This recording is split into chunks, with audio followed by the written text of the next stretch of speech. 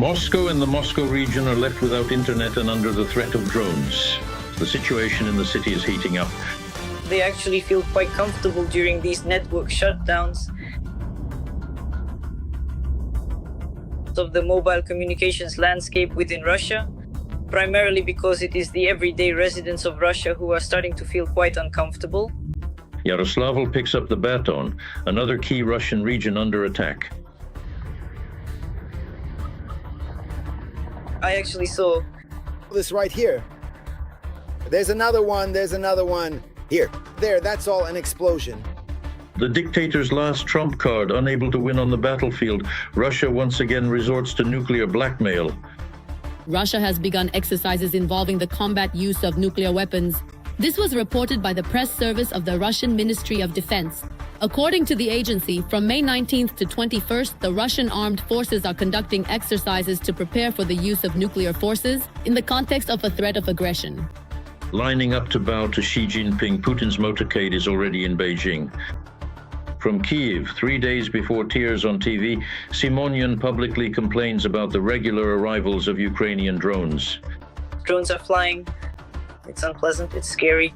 My children, who have been sleeping in the hallway for a month now, in the hallway and also in the walk-in closet. As for the actual interception in the sky, Russian military likely downed their own helicopter. The Kremlin has embarrassed itself again. During the Ukrainian attack, Russian air defense may have brought down their own helicopter. According to analysts, yesterday Russia lost a rare Mi-8 MTPR-1 under mysterious circumstances. -6 shelters. The defense forces destroyed enemy positions.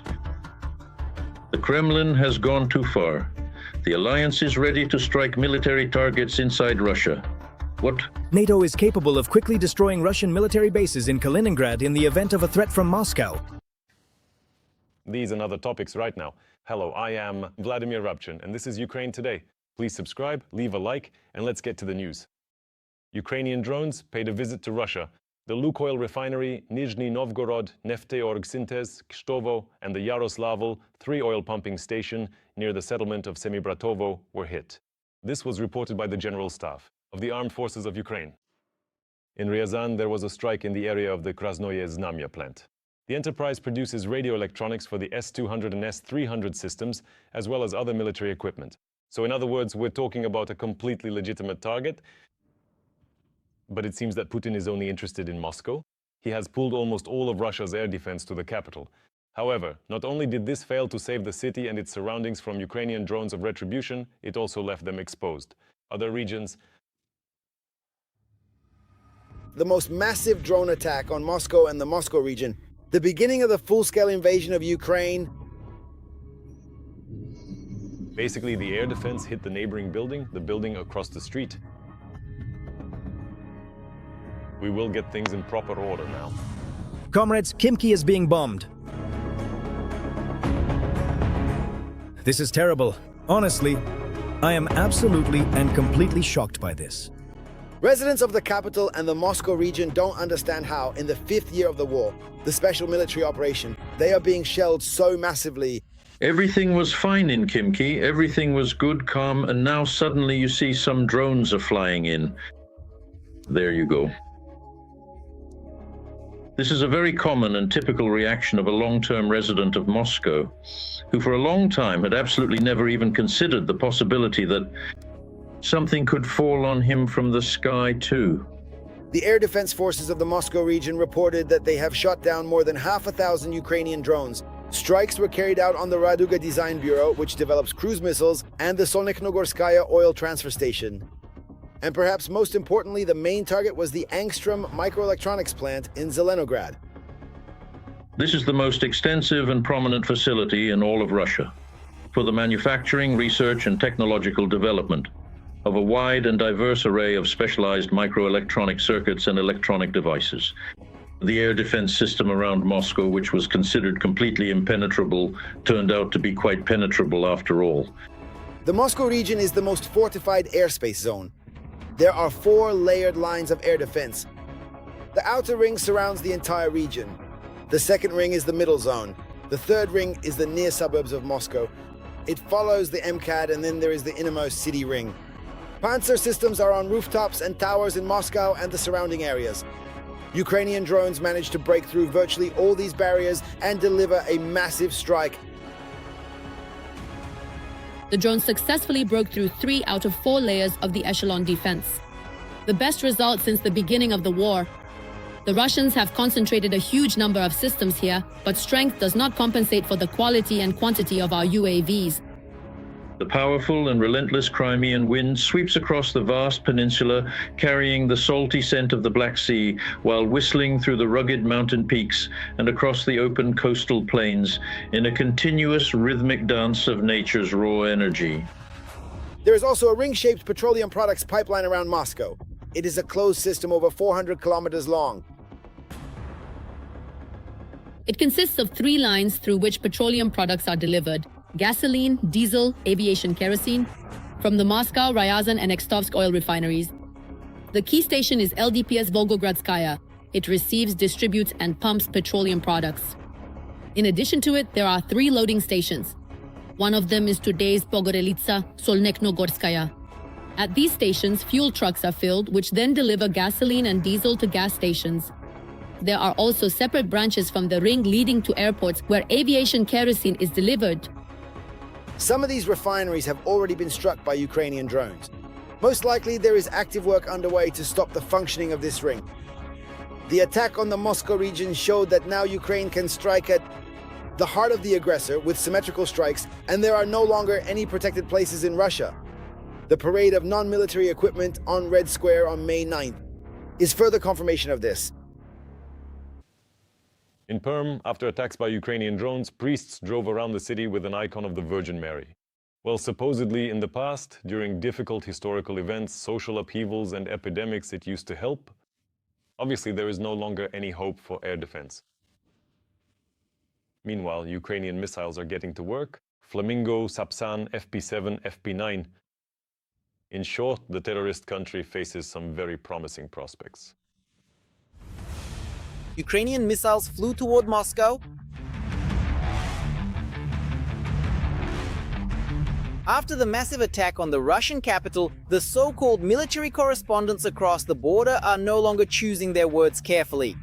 After all, in just 50, our cruise missiles were recorded hitting targets just 50 kilometers from the Kremlin. Ukraine has not officially confirmed their use, but judging by the scale of the aftermath, an ordinary drone couldn't have caused that.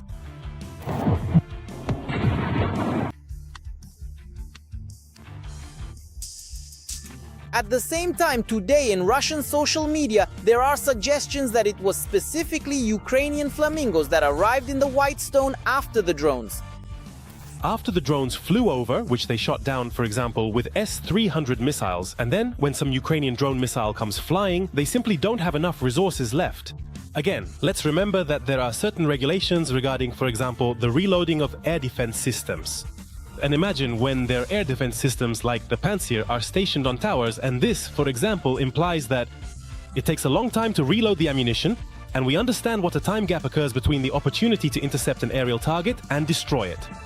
Meanwhile, in Russia, Ukrainian missiles are flying around as if they're at home. Here, for example, is footage from a week ago.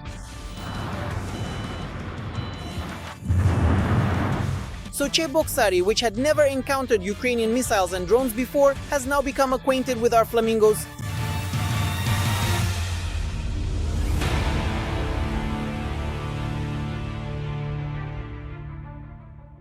As it became known, the target of the missiles was the Enterprise JSC V-Near Progress, a facility of the Russian Federation's military-industrial complex. The enormous range of these missiles and their impressive warheads promise many more unpleasant surprises for the Russian invaders, even deep behind enemy lines. This is a standard cruise missile. It has been somewhat simplified to allow for rapid mass production. As a rule, cruise missiles are launched from containers or from aircraft. It's difficult for us to launch a heavy missile from aircraft. To be launched from a container, it is necessary for the engine and wings to be housed entirely within the missile's fuselage to ensure a compact fit before deployment. This isn't very convenient if we want to maximize. If we use the internal space to carry explosives, then of course it's better to do it the way it has been done. That is, the wings are fixed, and the engine is mounted above the fuselage, also outside the missile's body. When it comes to internal components, the Flamingo has a significant difference from most of its cruise missile counterparts. Its warhead weighs over a ton, making it more powerful than the legendary Tomahawk.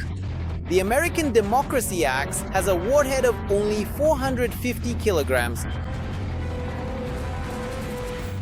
At the same time, the plant in Cheboksary is not the only success for the Flamingo this year. Earlier missiles have already struck a facility in Udmurtia, which is 1,400 kilometers from the front line, and for over a month now, this has prevented the formal and now officially authorized resumption of the full range of these essential daily operations and activities marks a very much anticipated and significant turning point as everything finally begins to gradually transition back into its standard and expected operational state after the recent period of unexpected interruption and prolonged delay. Production. The ground-based missile system, the operational tactical one and its modifications, and the YARs, which has extended range, as well as the same Tolbani Oreshnik with reduced range. So taking everything into consideration, I would definitely say this is the era of Web 2.0. Even the Americans, and whoever else, all the various countries involved in this ongoing and complex nuclear standoff, can truly applaud and thank Ukraine for significantly weakening the missile potential of the Russian nuclear triad. It is important to note that this affects the strength of the Russian Federation's strategic forces. Nuclear triad. However, the manufacturers of the Flamingo also have new products that the world has not yet seen in action. At the same time, according to rumors, they are already ready for use. And this situation represents nothing short of a catastrophe for Russia. The Ukrainian ballistic missile called FP9 has already caused quite a stir in the military community. After all, according to its technical specifications, it can reach the Russian capital, both the legal and the cultural one.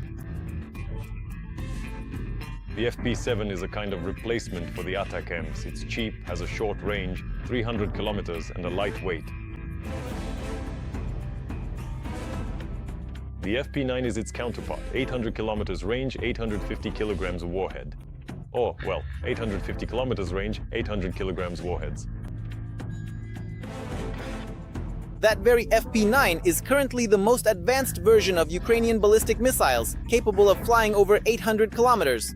It will probably become the first serious threat to Moscow, since it's domestically developed and partners won't be able to dictate to the armed forces of Ukraine where and how to use it. Ukraine is fighting for independence, so the desire to be independent is deeply ingrained in us. Right now, we can't be completely independent in terms of skills and materials, but we are trying to minimize imports and rely on local production as much as possible. We are largely dependent on the help of our partners for funding, intelligence, expertise to develop the entire ecosystem, as well as for overall political support at various levels. When it comes to skills and equipment, we try to do everything ourselves.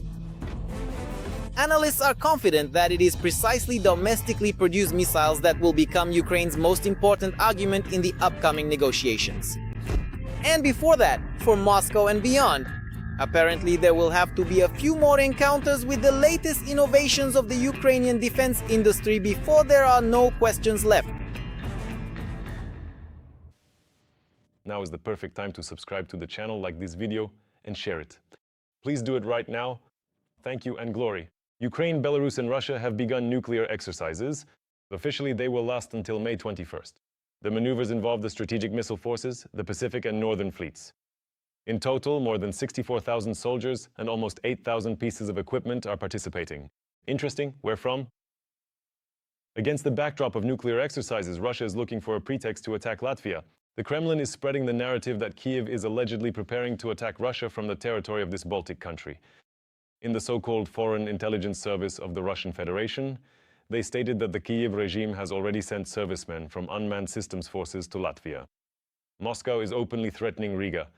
Ukraine and Latvia have officially denied the Russian statements. In the past 24 hours, Russia has lost at least 1,140 invaders killed and wounded. Thus, since the beginning of the full-scale invasion, this brings the total to 1,351,150 occupiers. In addition, In the past 24 hours, Ukraine's defense forces have destroyed 1 Russian tank, 1 armored combat vehicle, 78 artillery systems, and dozens of other pieces of Russian military equipment. The Kremlin needs more people for the war. It seems this is one of the factors that pushed Putin to distribute Russian passports in the so-called Transnistria. More details about the situation surrounding the temporarily occupied territory of Moldova in the report. A new Kremlin trap. Putin is urgently distributing Russian passports in Transnistria. If anyone has any doubts, we have already spoken about this. I have already proposed it. On May 15, 2026, the Russian dictator signed a decree that significantly simplifies the procedure for obtaining Russian citizenship for residents of the unrecognized Transnistria. For them, the requirements for 5 years of residence in Russia are abolished, as well as the need to prove knowledge of the Russian language, history, and the basics of Russian legislation. The president of Moldova, Maia Sandu, and the country's prime minister have stated directly that in this way, the Kremlin aims to massively recruit residents of the region, since the rate of contract enlistment in Russia has decreased. Apparently, they simply need more people to send to the war in Ukraine. According to the president of Ukraine, such actions by the Kremlin indicate not only an attempt to attract new servicemen for the Russian army, but also an intention to designate Transnistria as a territory under its influence. This is a specific move, and it means not only that Russia, in this way, is looking for new soldiers because citizenship entails military duty. It is also Russia marking the territory of Transnistria as supposedly its own. In particular, Moscow's decision may also be related to the issue of Transnistria's future and Chisinau's efforts to reintegrate the region. In April, Moldova took an unprecedented step by declaring the leadership of the Russian operational group of forces as undesirable persons. This effectively blocked them from leaving the region. And in addition, the Moldovan parliament officially annulled the main agreements on the CIS. This is largely a symbolic gesture, simply because the CIS as any kind of effective structure has not existed for a long time. That is, Russia continues to nominally hold some summits and other activities there, but overall everyone understands perfectly well that the CIS doesn't really exist anymore, de facto. The war in Ukraine has become a catalyst for Moldova's rapprochement with the West and its distancing from Russia. While maintaining a formal neutral status, the Moldovan authorities are in fact operating within a common security framework with Ukraine, pursuing a course toward the EU. The most important factor is the Russian-Ukrainian war, which in addition also means a certain window of opportunity for Moldova. Well, as long as Russia getting bogged down in the war against Ukraine, as practice shows, it no longer has the resources to pursue any kind of aggressive policy in other parts of the post-Soviet space. That is, it's enough to recall the South Caucasus and other regions. According to Sandu, Ukraine's defense creates a unique window of security for Moldova, allowing it to plan the reintegration of Transnistria exclusively by peaceful means, without a direct threat from Russia. We know that the original plans for Russian aggression against Ukraine included a rather rapid advance to Moldova's borders, and at the very least the annexation to Russia of Transnistria. And it is also possible that the continuation of this very aggression could have been directed against Moldova itself, in the context of chaotic intentions to restore the USSR. In other words, to a large extent, Moldova exists as a state at this moment precisely because Ukraine continues to resist Russia. Transnistria is a region of Moldova that ended up under de facto Russian occupation after a short but bloody conflict in 1992. Since then, Moscow has used this territory as a tool of influence for its own interests. The Transnistrian conflict remained frozen for a long time, and in fact, no one was particularly eager to stir it up. Everyone accepted the established status quo, although Moldova has never renounced its territories. But the main bet was placed on certain non-military tools for reintegrating these territories, for example, in the context of Moldova's reintegration. The Kremlin's geopolitical empire is rapidly collapsing, and positions once considered rock solid are melting before our eyes. That is why Putin is using every possible measure to save the situation and avoid losing Transnistria. Xi Jinping has sharply changed his tone toward the Russian dictator. This was reported by the Financial Times, citing its sources. According to the publication, during negotiations with US President Donald Trump, the Chinese leader stated that Putin might ultimately regret his attack on Ukraine. Because they believe... So do you think this will affect relations between Beijing and Moscow? Please write in the comments what you think about this. And finally, the return of Russians to international sports and culture, fresh examples. the decision of the International Gymnastics Federation, and the statement from the Eurovision leadership. There is suspicion that the reason for such loyalty to the terrorist state is Kremlin blood money. While Russian missiles are falling on the heads of Ukrainians and the Putin regime continues to threaten European countries, international sports are turning 180 degrees. The Executive Committee of the International Gymnastics Federation, following its meeting held on May 16th through 17th, decided to lift all restrictions on Russian and Belarusian athletes that had been in place since February 2022. The decision takes effect immediately. In other words, the Russian tricolor and anthem will return at once to all key areas of gymnastics: artistic and rhythmic gymnastics, acrobatics, aerobics, and trampoline. Along with this, Russia itself is gradually returning to international sports, despite recent promises to keep it isolated until the end of the war. Moreover, the first tournaments under the Russian flag will already take place at the end of May at the World Cup stages in Bulgaria and Azerbaijan. The cultural and informational spheres of influence are currently of critical strategic importance for Russia at this moment. And there are endless attempts to bring back to the international stage both. We see talented musicians, various international festivals, numerous film screenings, and now even major sports, which have always served as such an incredibly important propaganda tool and a powerful strategic instrument for influence throughout history. And also an attempt to prove to its own population that Russia is supposedly becoming a normal part of the world again. And this decision apparently had been in the making for quite some time. Earlier restrictions on Russians were lifted in aquatic sports and wrestling. And during the 2026 Winter Olympics, 20 neutral athletes from Russia and Belarus were allowed to participate. The frequently repeated and favorite propaganda slogan, which claims that sports and culture are entirely outside of politics, is actually the primary political tool that actively feeds off such very sentiments to manipulate public perception and further specific agendas across the globe. Good and important values for Europe, such as freedom of speech, culture, high prestige, art, many democratic institutions, the independence of cultural institutions, and much more. International doors are also opening for Russians in the cultural sphere. This week, the 61st Venice Biennale kicked off in Italy, which is often called the Olympics of Contemporary Art. And for the first time since the start of the full-scale war, the Russian pavilion has reopened there.